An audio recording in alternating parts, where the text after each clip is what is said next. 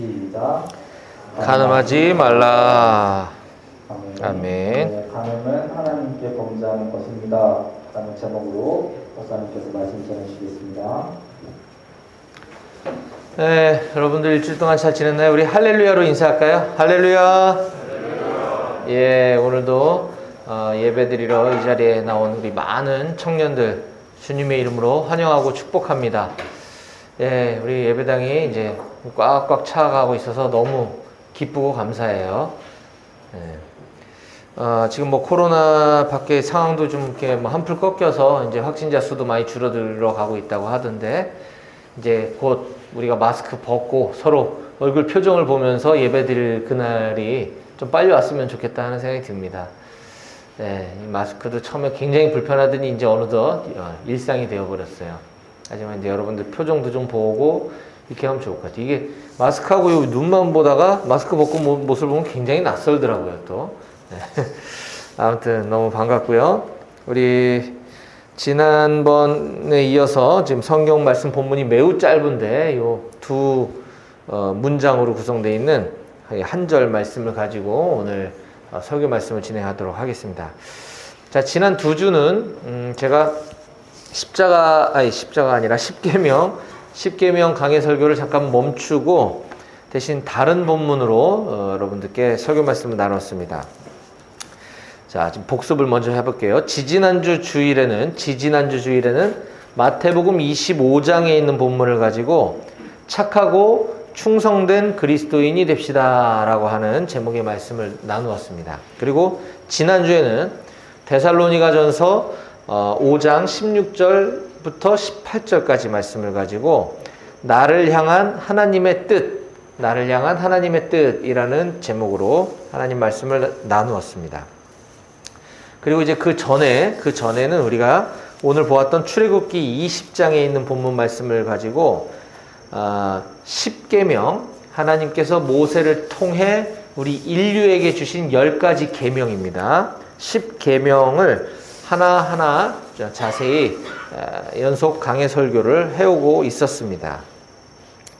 그 10가지 계명 중에 6가지 계명에 대한 설교 말씀을 나눴고, 오늘은 7번째 계명인 제7계명 간음 금지에 관한 하나님의 말씀을 살펴보는 시간을 가지려고 합니다. 오늘 말씀뿐만 아니라 그 전에 나눴던 뭐 살인하지 말라, 뭐 다음 주에 나를 도둑질하지 말라, 이거는 오늘 말씀 간음하지 말라, 이건 너무 지극히 상식적이고 무슨 긴 말이 필요한가 싶을 수도 있지만, 하나님께서 이 말씀을 10가지밖에 안 되는 계명을 매우 중요한 의미를 담아서 우리에게 주신 데에는 깊은 뜻이 있다. 우리가 표면적으로 드러난 간음하지 말아야지 당연한 거 아니야? 살인하지 말아야지 그건 뭐 당연한 거 아니야? 라고도 할 수 있겠지만, 우리가 그것에 대해서 좀 더 자세히 알 필요가 있다는 생각이 들고, 또 이 십계명, 아까 얘기했던 사도신경, 이따 뒤에 할 주기도문, 이런 거는 매번 반복되고 우리가 너무 익숙한 나머지 강단에서 잘 가르치지 않는 것 같아요. 그래서 오늘이 아니라 제가 쭉 이어서 자세히 그 말씀을 풀어서 여러분들께 전하는 것입니다. 자, 1계명부터 6계명까지 지난 꽤 긴 시간 동안 해왔던 말씀도 짧게 복습해보면, 자, 10계명 중에 제 첫 번째 계명은 출애굽기 20장 3절, 오늘 본문 앞쪽에 나와 있죠. 20장 3절에 나와 있는 말씀입니다. 너는 나 외에는 다른 신들을 내게 두지 말라. 이 말씀의 제목을 저는 하나님 얼굴 앞에서 라고 하는 제목으로 말씀을 나눴었습니다. 그리고 두 번째 계명인 제2계명은 출애굽기 20장 4절부터 6절까지 말씀인데, 핵심은 나를 위하여, 하나님을 위하여 새긴 우상을 만들지 말고 절하지도 말고 섬기지도 말라라는 성경 본문인데, 저는 이 말씀의 제목을 하나님을 내 생각대로 믿는 것이 우상 숭배입니다 라고 하는 말씀을 전했습니다. 뭐 하나님이 아닌 전혀 엉뚱한 뭐 소를 동상을 만들어 놓고 거기다 절하고 이런 거는 이방 종교, 그거는 뭐 전혀 우리 기독교하고는 상관없는 거지만, 하나님이 계명을 주신 이 대상은 하나님의 백성들에게 주신 계명이거든요. 이교도들에게 주신 계명이 아니란 말입니다. 그럼 하나님 믿는 사람들에게 우상을 만들지 말라. 이걸 하나님이라 믿고 이게 하나님이야 라고 하고 형상을 만들어서 거기에 절하고 하는 것, 이것을 말씀하신 것인데, 이걸 오늘날 우리에게 적용한다면 내 머릿속에 상상한 하나님, 내 마음속에 그린 하나님을 하나님이라 착각하고 믿는 것이 우상숭배다라고 하는 말씀이었어요. 제3계명은 7절에 있는 말씀인데, 하나님 여호와 이름을 망령되게 부르지 말라라고 하는 말씀이었습니다. 하나님의 이름을 망령되게 부르지 말라는 건 무슨 말이냐? 하나님의 이름을 헛되이 남용하지 말라. 너 하나님께 맹세할 수 있어? 그럼 나 하나님 맹세하지. 이런 거 하지 말라는 거죠. 네 번째 계명은 8절에서 11절까지 말씀인데, 안식일을 기억하여 거룩하게 지키라라고 하는 본문 말씀입니다. 이 말씀의 제목을 저는 주일은 주님과 함께 이웃과 함께 안식을 누리는 날입니다 라는 제목으로 말씀을 전했습니다. 이 안식일 논쟁, 주일 논쟁 이런 자세한 얘기도 그때 다 나눴기 때문에 오늘 생략을 하고, 어쨌거나 주일은 주님과 함께 또 이웃과 함께 안식을 누리는 날이다 라는 말씀을 전했고요. 다섯 번째 계명은 12절에 있는 말씀으로서 내 부모를 공경하라 라는 말씀이었습니다. 이것은 생명의 약속이 있는 첫 계명, 하나님께서 우리에게 생명의 약속이 있는 계명으로서 부모 공경에 대해서 말씀하셨다라고 했습니다. 왜냐하면 부모님은 눈에 보이는 하나님의 대리자라고 볼 수 있기 때문에 우리가 부모님을 공경함으로써 눈에 보이지 않는 하나님을 공경할 수 있다라고 하는 말씀을 나눴고요. 또 여섯 번째 계명은 13절 말씀으로 살인하지 말라라는 본문을 가지고 죽이는 사람이 되지 말고 살리는 사람이 되라 라고 말씀을 나눴습니다. 살인하지 말라. 살인 안 하면 끝이 아니라 우리가 말로써 사람을 죽일 수도 있고 한데, 우리의 말과 입술로 사람을 살리는, 영혼을 살리는, 복음을 전하는 이런 삶을 살아야 한다라고 나눴습니다. 자, 이제 오늘은 일곱 번째 계명에 해당하는 간음 금지에 관한 계명에 대해서 말씀을 전하도록 하겠습니다. 자, 오늘 하나님 우리에게 주신 말씀의 제목을 앞에 띄워져 있는데 함께 따라 읽어볼까요? 다 같이 시작. 간음은 하나님께 범죄하는 것입니다. 요즘 이 세대가 참으로 성에 관한 교육이 많이 부족하고, 또 성 관련해서 아무런 죄의식 없이 살아가는 이 시대에 오늘 이 말씀이 하나님께서 여기 있는 저와 여러분들에게 주신 말씀이라 믿고, 또 여러분들의 인생 가운데 꼭 필요한, 꼭 기억해야 할 말씀이 되길 소원하는 마음으로 오늘 말씀을 전하도록 하겠습니다. 오늘 일곱 번째 계명의 말씀과 관련해서 우리가 먼저 알아야 할 것은, 간음이라고 하는 것은 우리 이웃에게 큰 죄를 범하는 것이다 라고 하는 사실입니다. 자, 오늘 성경에서 간음하다 라고 표현하고 있는 이 단어는 히브리어로 나아프라고 하는 단어인데요. 나아프라고 하는 이 단어는 이미 결혼을 했거나 또는 약혼을 한 다른 이성과의 성관계를 갖는 것을 말합니다. 따라서 이 성경이 말씀하고 있는 이 나아프, 이 간음은 이미 결혼을 했고 또 결혼을 약속한 사람과의 불건전한 관계이기 때문에 그것은 한 가정을 파괴하는 것이다 라는 것입니다. 너무나 당연한 얘기죠. 따라서 이 간음의 행위가, 이 결혼이라고 하는 것은 매우 성스러운 거거든요. 예식입니다. 예식. 우리가 예배도 예식이거든요. 결혼식도 예식이란 말입니다. 하나님 앞에서 맹세하고 서약하는 이 아주 성스러운 이 결혼을 통해 이 평화롭고 행복한 어느 한 가족 공동체를 파괴시키는 일이기 때문에 성경은 이것을 매우 심각하고 중대한 죄로 규정하고 있다. 따라서 성경이 이 간음에 대한 처벌 규정을 성경 곳곳에서 말씀하고 있는데 매우 강도가 높은 걸 알 수 있습니다. 오늘 성경을 좀 찾아볼 건데 요거는 제가 그냥 읽어드릴게요. 자, 레위기 20장 10절에 보면 누구든지 남의 아내와 간음하는 자, 곧 그의 이웃의 아내와 간음하는 자는 그 간부와 음부를 반드시 죽일지니라. 둘 다 죽이라는 거예요. 간음은 아까 얘기했듯이 강간하고는 다릅니다. 간음은. 그러니까 둘의 합의에 의해서 한 거기 때문에 둘 다 죽여라.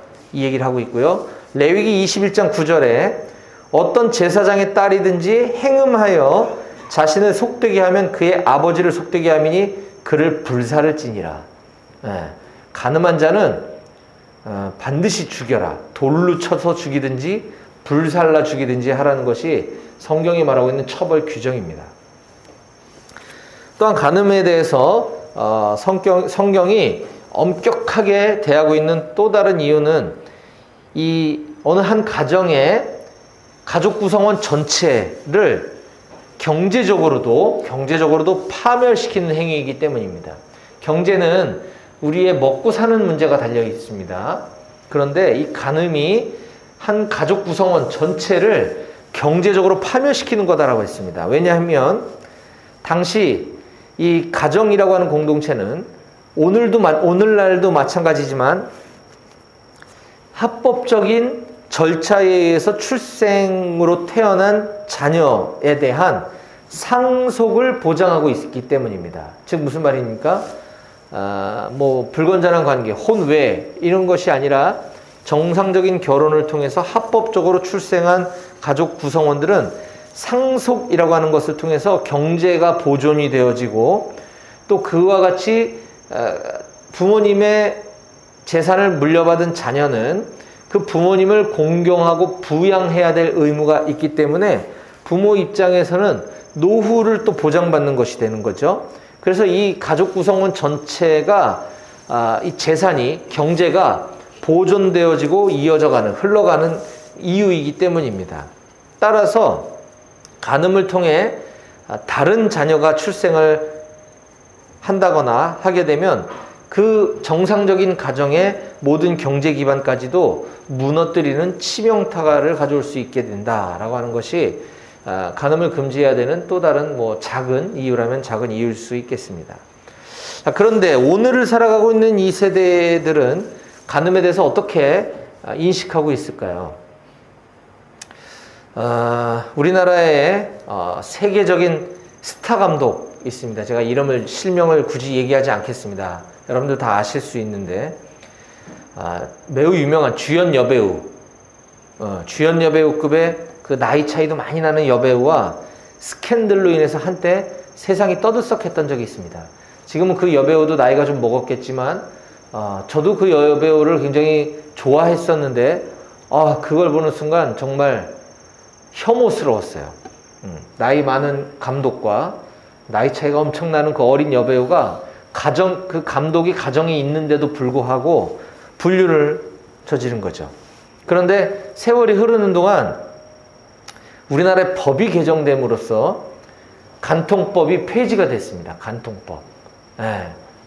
간통법이 폐지된 이유에는 여러 가지 갖다 붙이려면 이유는 많이 있겠죠. 여성들의 인권을 보장해야 되고 등등 있겠지만은 동방예의지국이라고 불렸던 이 나라에 대한민국 땅에 이제 불륜, 멀쩡한 가정이 있는 남자와 또는 여자와 이렇게 간통을 저지르는 것은 이제 더 이상 불법이 아닌 나라가 되어버렸습니다. 그때는 그 스캔들이 굉장히 충격적이었고 세상을 떠들썩하게 했는데 이제는 그 둘이가 아예 온 국민이 보란 듯이 아예 대놓고 팔짱 끼고 반지 끼고 돌아다닙니다.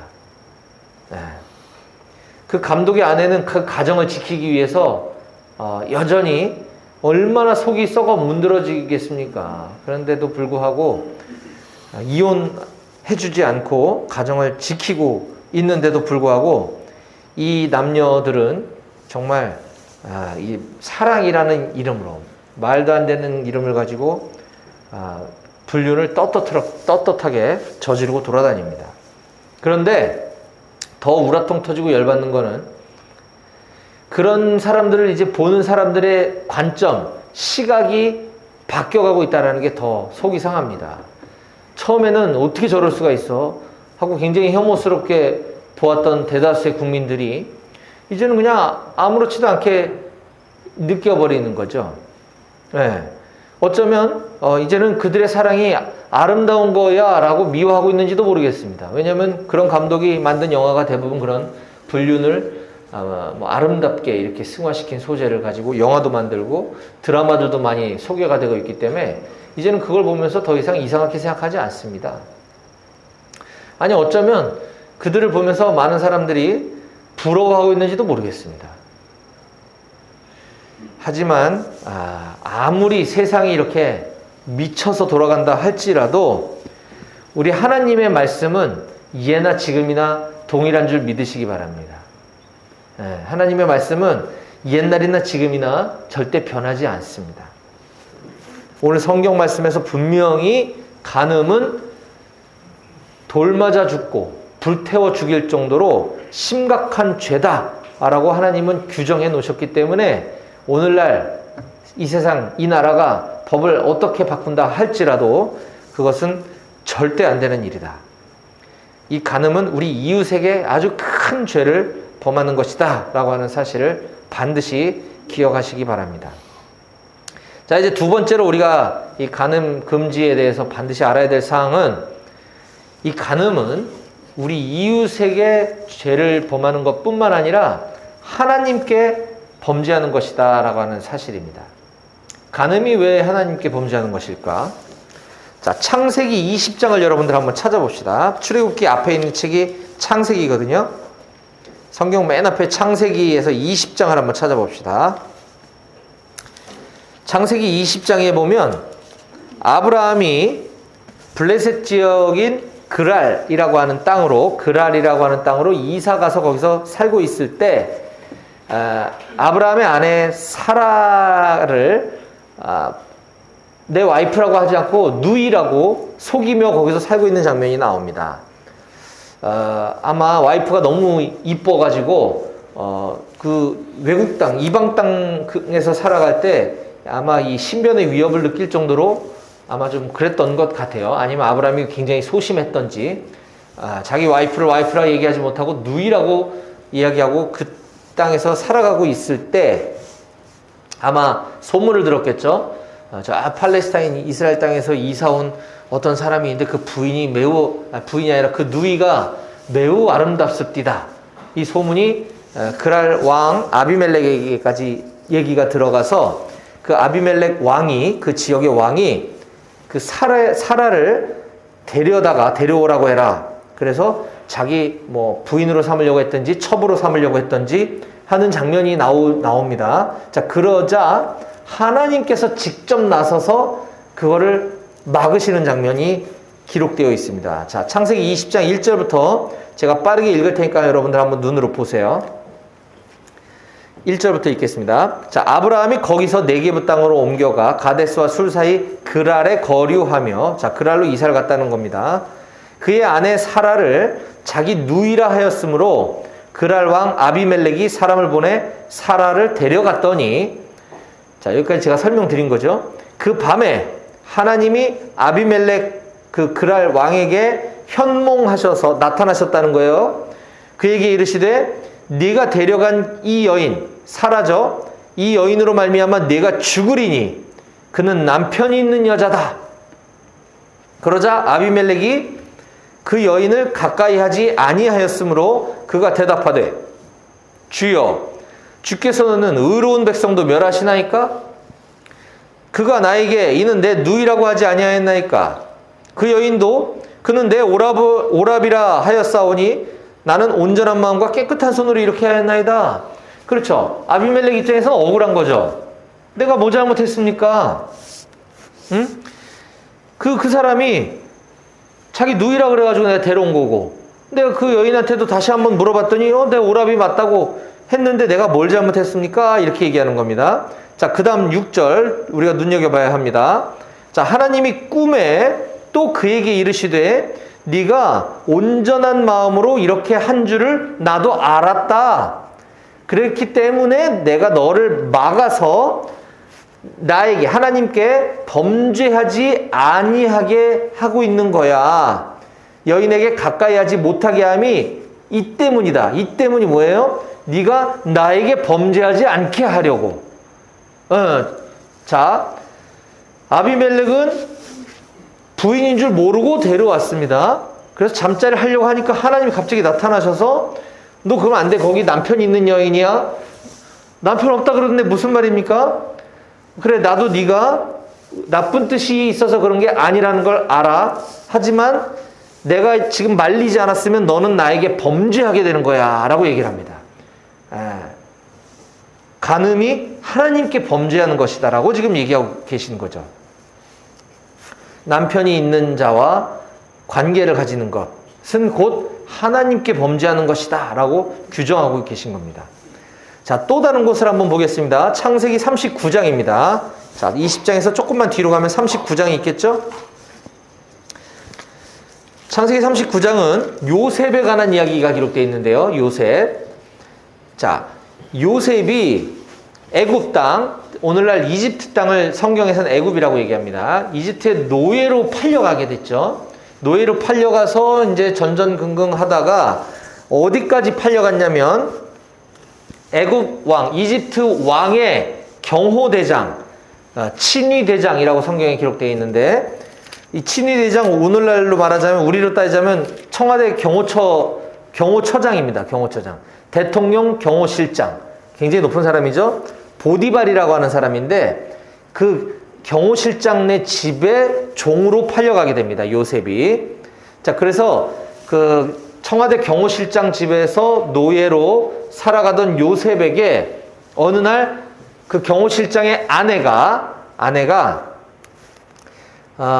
요셉하고 단둘이 있을 때 남편이 없는 틈을 타서 아예 노골적으로 이 요셉 종을 유혹하는 장면이 나옵니다.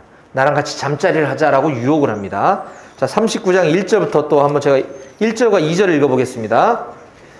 제가 읽을게요. 요셉이 이끌려 애굽에 내려가매 바로의 신하 치위대장, 경호실장, 경호처장이죠. 애굽 사람 보디발이 요셉을 그리로 데려간 이스마엘 사람의 손에서 요셉을 사니라. 돈 주고 산 거예요. 노예 요셉을. 여호와께서 요셉과 함께 하심으로 그가 형통한 자가 되어 그의 주인 애굽 사람 보디발의 집에서 이제 살게 됐다라는 얘기고요. 자, 6절입니다. 6절과 7절 읽어볼게요. 주인이 그의 소유를, 자, 보디발이 그의 재산을 다 요셉의 손에 위탁하고 자기가 먹는 음식 외에는 간섭하지 아니하였더라.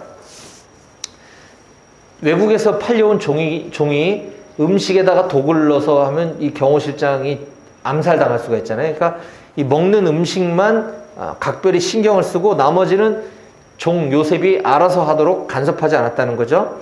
요셉은 용모가 빼어나고 아름다웠더라. 요셉이 굉장히 잘생겼다고 지금 성경이 힌트를 주고 있습니다. 7절, 그 후에 그의 주인의 아내가, 요셉의 주인 보디발의 아내가 요셉에게 눈짓하다가 동침하기를 청하니, 유혹하는 장면이에요. 자, 8절, 요셉이 거절하며 자기 주인의 아내에게 이르되 내 주인이 집안의 모든 소유를 간섭하지 아니하고 다 내 손에 위탁하였으니, 자, 9절을 여러분들이 한번 읽어봅니다. 크게. 9절 시작. 이 집에는 나보다 큰 이가 없으며 주인이 아무것도 내게 금하지 아니하였어도 금한 것은 당신뿐이니 당신은 그의 아내임이라. 그런즉 내가 어찌 이 큰 악을 행하여 하나님께 죄를 지으리까. 예, 여기도 지금 똑같은 표현을 하고 있죠. 요셉이. 당신은 내 주인의 아내입니다. 그런데 내가 당신과 같이 잠자리를 함으로써 어떻게 내 하나님께 죄를 범하겠습니까? 이렇게 지금 항변하고 있는 거예요. 지금 요셉은 자기가 섬기는 주인의 사모죠. 주인의 사모와 불륜을 저지르는 것에 대한 양심의 가책을 호소하고 있는 것이 아니라 남편이 있는 여인인 당신과 내가 잠자리를 하는 것은 하나님께 죄를 짓는 것이다 라고 거절하고 있는 장면인 거죠. 자, 이처럼 간음은 하나님께 죄를 짓는 것이다 라고 성경은 여러 곳에서 지금 이야기를 하고 있습니다. 그래서 아까 그 아비멜렉은 하나님이 직접 개입하셔서 범죄하지 않도록 막아주셨고, 이 요셉은 정말 대단한 청년이었던 거죠. 하나님을 잘 섬겼던 나머지 그 유혹을 잘 거절하고 있는 모습을 우리가 살펴보았습니다. 근데 성경 다른 곳에 보면 꽤 유명한 사람임에도 불구하고 이 간음, 이거 불륜, 이거를 이기지 못하고 실패한 사례가 또 성경에 기록되어 있습니다. 자, 사무엘하 11장을 한번 찾아보겠습니다. 사무엘하는 창세기에서 조금 뒤로 가면, 자, 창출내, 민신수, 삿, 룻, 삼, 이 3이 사무엘상 사무엘하입니다. 사무엘하 11장은 지금 저와 여러분들이 같은 성경책을 지금 갖고 있는데, 성경 위에 있는, 오른쪽 위에 있는 페이지 수로 477페이지에 있습니다. 477페이지. 사무엘하 11장. 자, 이 간음 문제에 대해서 실패 사례를 우리에게 교훈해 주고 있는 사람은 그 유명한 다윗 왕입니다. 다윗 왕. 다윗은 꽤 유명하죠. 그리고 다윗은 꽤 굉장히 훌륭한 삶을 살았던 사람이지만 다윗도 우리와 똑같은 사람, 인간인지라 실수도 하고 잘못도 꽤 많이 했던 사람이거든요. 그 중에 정말 큰 잘못을 범한 게 지금 이 장면인데, 자, 사무엘하 11장 2절, 3절, 4절을 제가 읽어드릴 테니까 여러분들 눈으로 보세요. 저녁 때에 다윗이 그의 침상에서 일어나 왕궁 옥상에서 거닐다가 그곳에서 보니 한 여인이 목욕을 하는데 심히 아름다워 보이는지라. 자, 저녁 때 다윗이 이제 낮잠 자고 일어난 거예요. 지금 상황은 낮잠 자고 일어나서 이제 뻐근해, 옥상 올라가서 이제 이렇게 산보를 하는데, 저 건너편 집에서 어떤 여인이 벌거벗고 목욕을 하고 있는 걸 본 거예요. 근데 굉장히 아름다웠대요. 다윗이 사람을 보내 그 여인을 알아보게 하였더니 그가 아뢰되 그는 엘리암의 딸이요 햇사람 우리아의 아내 밧세바가 아니니까 하니. 다윗이 뭐 첫눈에 반했나 보죠. 사람 보내갖고 저 여인이 누군지 알아보고 와. 그때 지금 보고를 하는 장면입니다. 엘리암이라고 하는 사람의 딸이고, 햇사람 우리아가 사람 이름이에요. 우리아라고 하는 사람의 아내다라는 거죠. 예, 결혼을 한 사람입니다. 자, 그러면 여기서 멈췄어야 되는데 다윗이 전령을 보내. 전령 나왔어요. 전령. 우리 통신병이 전령이죠. 다윗이 전령을 보내 그 여자를 자기에게로 데려오게 하고, 그 여자가 그 부정함을 깨끗하게 하였으므로 더불어 동침함에 그 여자가 자기 집으로 돌아가니라. 다윗이 통신병을 보내서 그 여인 데려오라 그래. 그래가지고 지금 간음을 해버린 거죠. 남편이 있는 걸 알았음에도 불구하고 다윗은 이 사실을 모를 줄 알았던 것 같습니다. 그런데 하나님께서는 다 아시잖아요. 그죠?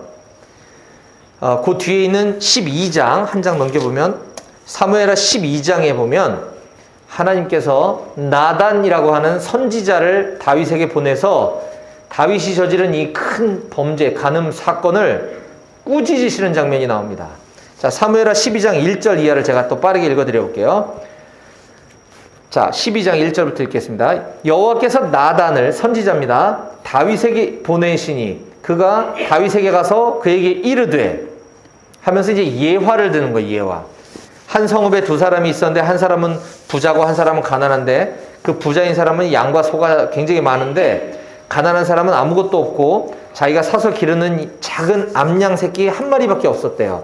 근데 그 암양 새끼는 그와 그의 자식과 함께 자랐어요. 그러니까 애완양인 거죠. 애완양. 그가 먹는 것을 먹으며 그의 잔으로 마시며 그의 품에 누움으로 그에게는 딸처럼 여겼다는 거예요. 그 양을. 근데 어떤 행인이 그 부자에게, 다른 사람이죠. 부자에게 오매 그 부자가 자기에게 온 행인을 대접하려고 자기가 부자임에도 불구하고 자기 양과 소를 너무 아낀 나머지 잡지 않고 그 가난한 사람의 한 마리밖에 없는, 그것도 애완으로 기르고 있는 가족과 같은 그 양 새끼를, 암양 새끼를 뺏어다가 자기한테 온 손님을 대접했다. 지금 이 예화를 들고 있는 거예요, 나단이. 그러니까 이제 다윗이 발끈해가지고 이런 몹쓸 놈이 다 있나 이제 이렇게 얘기하니까 7절에 나단이 다윗에게 이르되 당신이 그 사람이다 라고 지금 허를 찌르고 있는 장면입니다. 이스라엘의 하나님 여호와께서 이와 같이 이르시기를 내가 너를 이스라엘 왕으로 기름 붓기 위하여 너를 사울의 손에서 구원하였고, 지금 하나님이 다윗에게 지금 이렇게 얘기하라고 시키는 거예요. 나단의 입을 통해서. 이스라엘 하나님 여호와께서 이와 같이 이르셨다.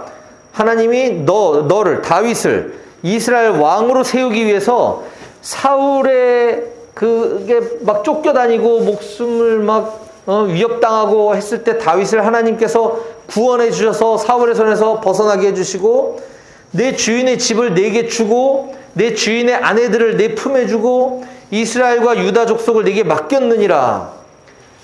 하나님께서 다윗 너에게 이렇게까지 은혜를 베풀어 주셨는데 만일 그것이 부족했을 것 같으면 내가 내게 이것저것을 더 주었지 않겠냐 라고 지금 하나님 말씀하는 거예요.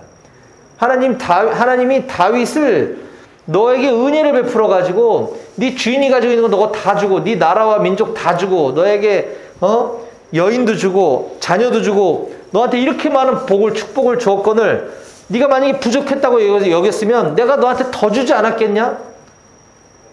근데 9절입니다.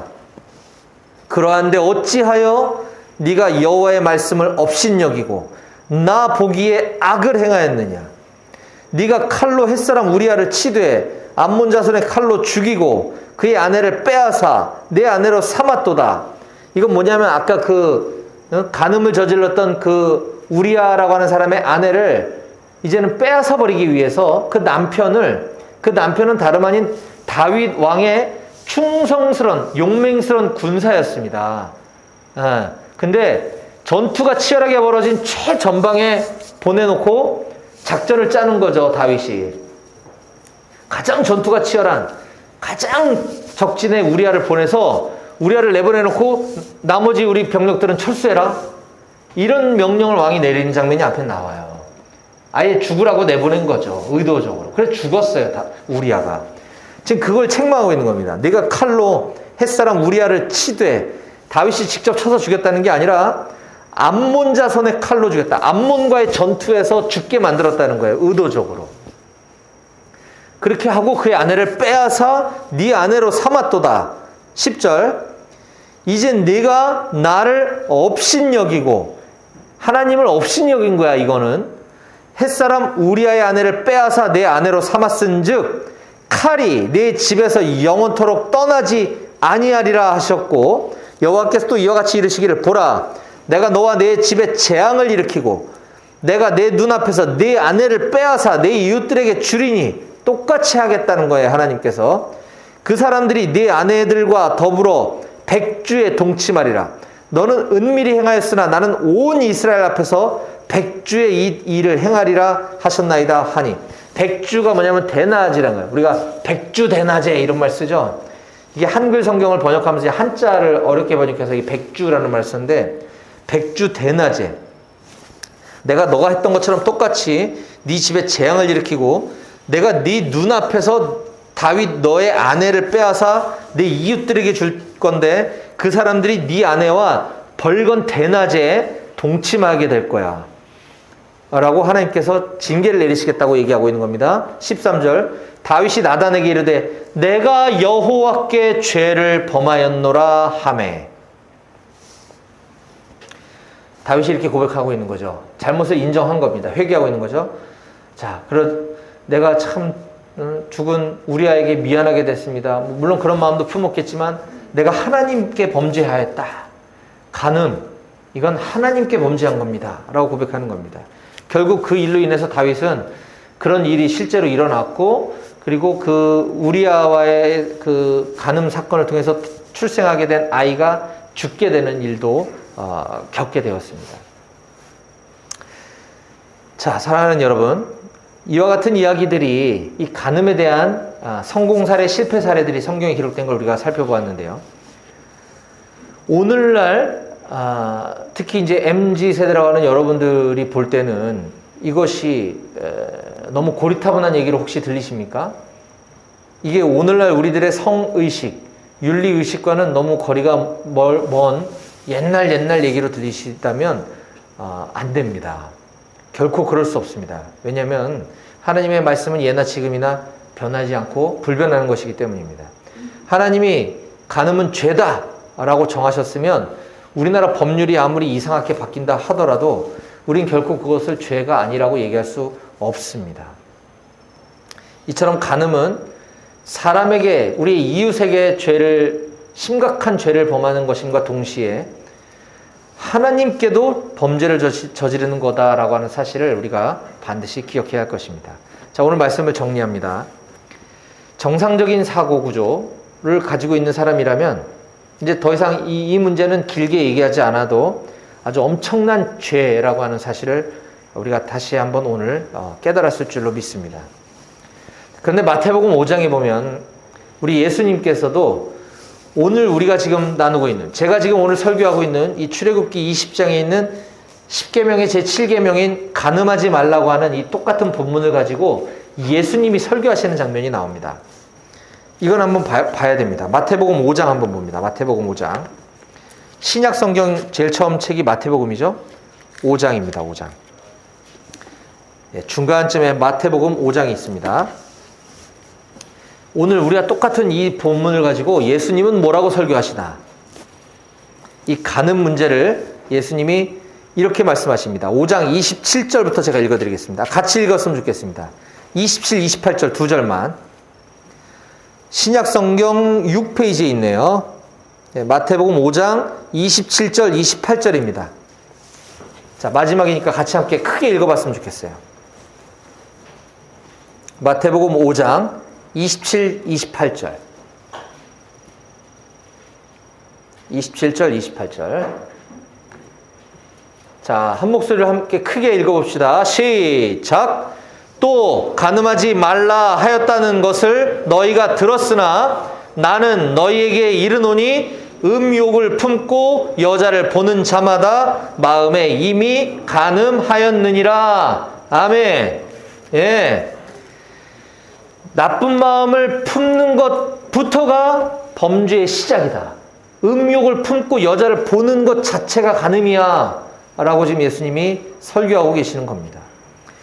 사람이 범죄할 때에는 우발적인 범죄도 있지만 마음에 그 악한 생각을 이미 품고 있다가 그것이 행동으로 나타나는 경우가 대부분입니다. 방금 전에 우리가 살펴봤던 다윗의 사례처럼 다윗 왕의 간음죄도 결국은 마음의 음욕을 품는 데서부터 출발한 거죠. 결국 그 음욕이 어디까지 가게 됐냐면 남편이 있는 여인을 간음했을 뿐만 아니라 그 남편을 고의적으로, 의도적으로 죽게 만드는 살인을 범하는 것까지 나아가게 됐다는 것입니다. 사랑하는 여러분, 세상이 아무리 이상하게 돌아간다 할지라도 우리는 하나님 나라의 법을 따르는 하나님 나라의 백성이다라고 하는 사실을 꼭 기억하시기 바랍니다. 하나님 나라의 백성은 사람의 눈을 의식하는 것이 아니라 하나님을 의식하며 살아야 합니다. 우리 하나님은 우리가 아무도 보는 이 없다고 생각하는 것이라 하더라도 하나님은 다 보고 계시고 다 알고 계십니다. 여러분들이 어떤 생각을 갖고 있는지까지도 다 알고 계십니다. 하지만 우리는 본성이 죄인이기 때문에 내 머릿속에서 내 마음에서 떠오르는 생각은 내가 어떻게 할 수가 없습니다. 그럴 때 우리는 어떻게 해야 될까요? 하나님께 도움을 요청하는 겁니다. 그게 기도인 거죠. 나도 모르게 이러면 안 되는데 하는데 나쁜 생각이 떠오를 수 있습니다. 그럴 때 하나님께 기도로 요청하시기 바랍니다. 악한 생각은 내 스스로 제어하기 어렵습니다. 그럴 때 그것에 자꾸 몰입할 것이 아니라 바로 하나님 앞에 주님 도와주세요. 제가 자꾸 나쁜 생각이 듭니다. 도와주세요. 라고 하면 하나님 반드시 그 문제를 해결해 주실 줄로 믿습니다. 그래서 하나님 나라의 백성답게 하나님을 두려워하고 하나님 앞에 범죄하지 않는 삶을, 하나님이 기뻐하시는 삶을 다 살아갈 수 있기를 주님의 이름으로 간절히 축원드립니다. 아멘. 기도하시겠습니다.